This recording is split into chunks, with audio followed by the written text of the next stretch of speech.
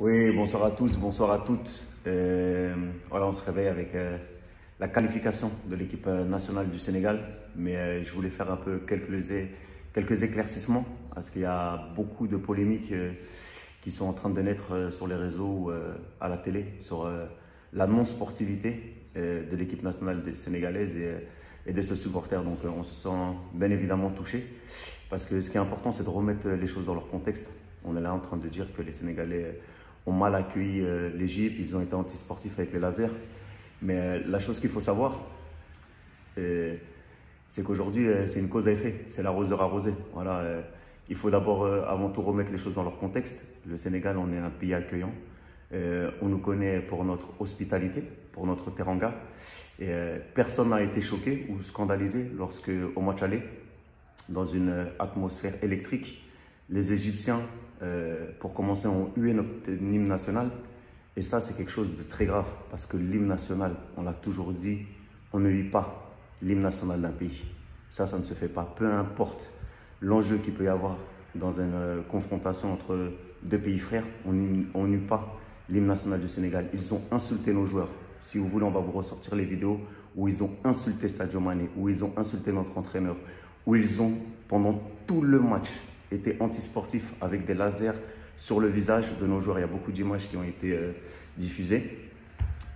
Sur le but hors jeu qui a été marqué par Mohamed Salah, il y a eu beaucoup d'injustices. Et voilà, nous, on a fait que répondre, tout simplement. Parce que, vous savez, le Sénégalais, la Sénégalaise, il est gentil. Mais il ne faut pas prendre notre gentillesse pour de la faiblesse. Parce que, vous savez, c'est comme l'histoire de cet enfant à l'école qui va être gentil et qui va tout le temps se faire malmener par celui qui fait un peu le dur, il le tape, il le tape, il le tape. Mais le jour où l'élève gentil se rebelle, il le tabasse. Et après, on se dit, ah, j'aurais pas dû le provoquer. Et c'est exactement ce qui s'est passé avec le Sénégal, parce qu'on a eu ce sentiment d'injustice. Et la jeunesse sénégalaise, le peuple sénégalais s'est levé parce qu'il a été, on dirait, meurtri dans sa chair. Et donc voilà, il y a quelque chose qu'on n'a pas accepté. Et pour vous dire que ce n'est pas dans l'ADN et dans les gènes des supporters sénégalais de se comporter de la sorte. C'est des choses qu'on n'a pas envie de voir sur un terrain de football. Mais voilà, on a été éduqués de telle sorte que lorsqu'on prend une claque, on ne tend pas l'autre joue, hein, on se défend. Et voilà, on s'est défendu avec les mêmes armes qu'eux. Mais voilà, ils l'ont pas accepté. Parce qu'après, au niveau de la sportivité, l'équipe égyptienne a été très bien accueillie à l'aéroport. Il n'y a eu aucun problème. Certains agents même de sécurité ont fait des selfies avec Mohamed Salah, avec Gabaski, donc il n'y a pas eu de problème. Les Égyptiens ont beaucoup parlé, ils ont beaucoup envenimé la situation. Leur capitaine qui disait que nous n'avions pas de Messi, nous n'avions pas de Mbappé, qu'ils allaient passer contre nous. Gabaski qui disait que les champions d'Afrique regarderaient la Coupe du Monde à la maison. Voilà. Aujourd'hui, on a démontré qu'en étant unis et en venant chez nous, on pouvait aussi être galvanisés et se comporter de la même manière qu'ils l'ont fait. Donc voilà, après, il y a quelque chose qui va être important et également de citer. Vous savez comment Mohamed Salah a gagné son ballon d'or? Il l'a gagné ici au Sénégal. Et lorsqu'il a gagné au Sénégal, Sadio Mané avait été classé numéro 2. Moi, j'étais présent lors de la cérémonie. On l'a applaudi, on l'a acclamé, on a dansé avec lui sur l'estrade pour le féliciter alors que c'était au Sénégal et qu'on souhaitait tous que Sadio Mané soit sacré ballon d'or ce soir-là. Mais on a fait preuve de gentillesse, on a fait preuve de respect, comme on le fera toujours lorsque cela est réciproque. Après, un petit message aux journalistes européens qui se disent scandalisés. Nous, ce qui nous scandalise, hein, c'est que vous, lorsque vous deviez primer nos stars africaines, lorsque vous ne mettez pas Edou Mendy dans le 30 du classement du Ballon d'Or à France Football, lorsque vous oubliez des personnes comme Sadio Mané, comme Riyad Mahrez, comme Salah, lorsqu'ils doivent gagner le Ballon d'Or, ça, nous, ça nous choque. Au-delà du fait que vous dites avec vos leçons de morale, oui, on doit rejouer le match, c'est pas correct ce qu'ils ont fait. Non, non, non, non, non. Occupez-vous de bien faire votre travail. Occupez-vous de mettre en valeur les joueurs africains, parce que c'est de ça qu'il s'agit. Nos stars africaines jouent dans vos continents et vous les ignorez année après année, année après année, année après année. Donc, ce qui se passe ici sur le continent, ça nous regarde nous.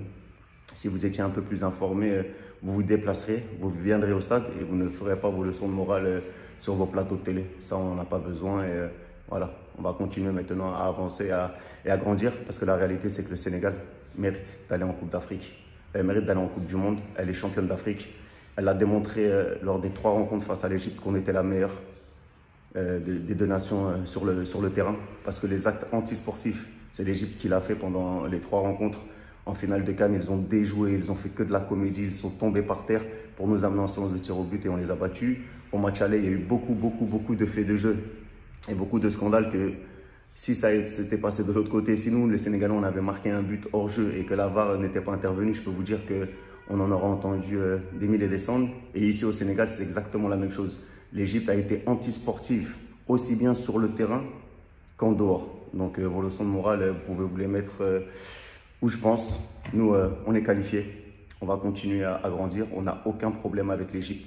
Bien au contraire, c'est une nation frère et on les accueillera d'une manière différente s'ils se comportent bien et sinon, voilà, on continuera avec notre esprit de la Teranga. Voilà, en tout cas, félicitations à tous, à toutes, les Sénégalais, les Sénégalaises.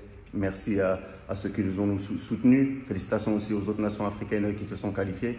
Je pense notamment au Cameroun, avec leur nouveau sélectionneur Rigobert Song. Félicitations à toi, Samuel Eto'o, président de la Fédé. Le grand frère Anthony Bafoué, avec le Ghana qui a éliminé un autre grand d'Afrique, le Nigeria. Bravo à nos frères marocains, qui également ont éliminé la RDC, une nation qu'on apprécie également. Et voilà, et la Tunisie qui, elle, a éliminé nos frères maliens, donc un peu déçu pour le Mali, mais c'est le football, voilà. En tout cas, c'était juste une petite mise à jour. Voilà, on récolte ce que l'on sème. Paix à tout le monde, force, on est pour que le football africain grandisse. Et ce qui s'est passé au Sénégal, voilà, c'est juste une cause à effet. Et voilà, on est qualifié, on va en Coupe du Monde, on se retrouve au Qatar. Sénégal, REC!